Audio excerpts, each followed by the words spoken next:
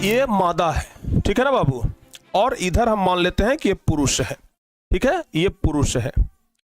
अब दोनों में प्यारे बच्चों गुणसूत्र पाया जाता है। गुणसूत्र का नाम आप लोग जरूर सुने होंगे, ठीक है ना, गुणसूत्र का नाम आप लोग जरूर सुने होंगे।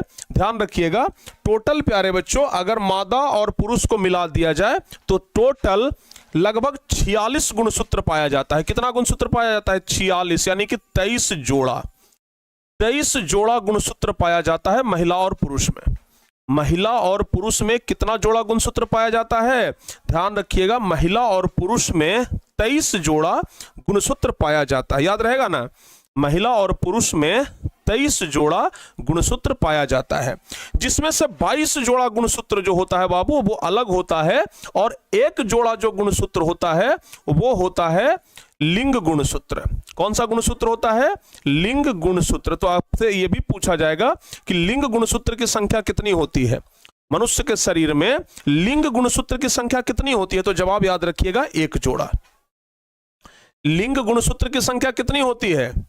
तो जवाब होगा एक जोड़ा। याद रहेगा, लिंग गुणसूत्र की संख्या कितनी होती है? एक जोड़ा, याद रखिएगा।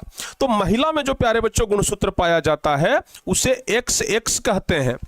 महिला में गुणसूत्र को XX कहते हैं, और पुरुषों में जो गुणसूत्र होता है उसको XY कहते हैं। समझ में आ गया?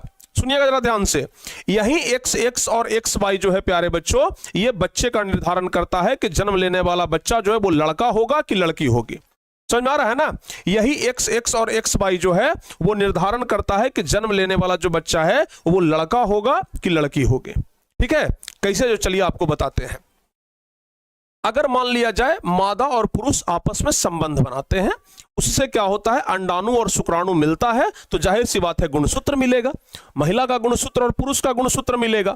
अगर प्यारे बच्चे जरा ध्यान से सुनिएगा, अगर ये X गुणसूत्र अगर इस X गुणसूत्र से आकर के मिल जाए तो प्यारे बच्चों क्या हो जाएगा? यहां पर हो जाएगा XX। क्या हो जाएगा बाबू? XX हो जाएगा। ये वाला X और ये वाला X, तो क्या हो गया?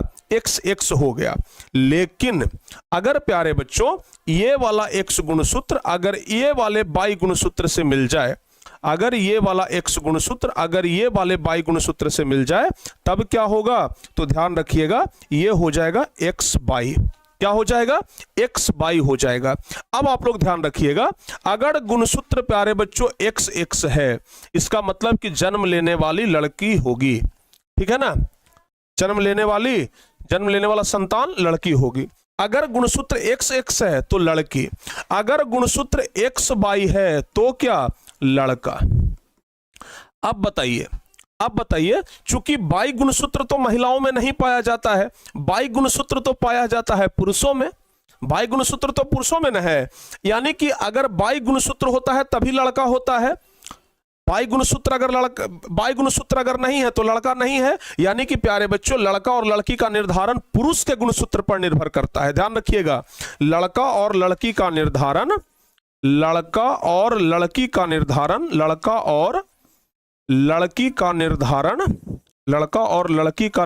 जो है बाबू ध्यान रखिएगा, वो पुरुष गुणसूत्र पर निर्भर करता है। किस पर? पुरुष गुणसूत्र पर निर्भर करता है। लड़का और लड़की का निर्धारण जो है वो किस पर निर्भर करता है?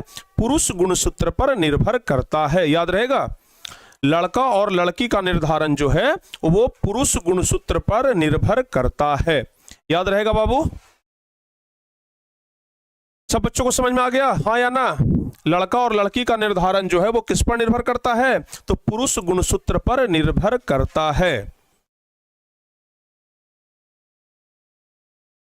जल्दी से बताइए, सब बच्चे यहां पर समझ गए, हाँ या ना?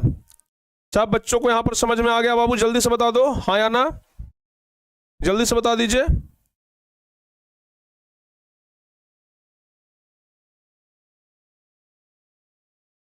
जल्दी से बताओ बाबू, यहां तक सब बच्चे को समझ में आ गया?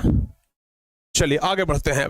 अच्छा, सवाल ना यहीं से पूछा जाता है। सवाल पूछा जाएगा कि मानव में लिंग का निर्धारण कैसे होता है। सवाल पूछा जाएगा कि मानव में लिंग का निर्धारण कैसे होता है। सवाल पूछा जाएगा कि मानव में लिंग का निर्धारण कैसे होता है, तो जवाब क्या होगा बताइए। मानव में लिंग का निर्धारण कैसे होता है, तो जवाब क्या होगा। लिखेंगे कि सामान्यतः मानवों में कितना जोड़ा गुणसूत्र पाया जाता है, तो 23 जोड़ा। मानवों में कितना जोड़ा, तो 23 जोड़ा गुणसूत्र पाया जाता है। अभी हम आपको बताएं, ध्यान रखिएगा, जिसमें 22 जोड़ा गुणसूत्र तो प्यारे बच्चों एक समान होते हैं, जो कि अभी हम आपको बता दिए। जिस क्या 22 जोड़ा गुणसूत्र एक समान होते हैं, जिसे क्या कहते हैं, ऑटोसोम कहते हैं। तथा शेष बचा हुआ जो गुणसूत्र है एक जोड़ा, उसी को लिंग गुणसूत्र कहा जाता है, और लिंग का निर्धारण इसी से होता है। लिंग का निर्धारण इसी से होता है, एक जोड़ा से, ठीक है ना। मादा में गुणसूत्र की जो संरचना है वो XX, जबकि नर में XY होता है।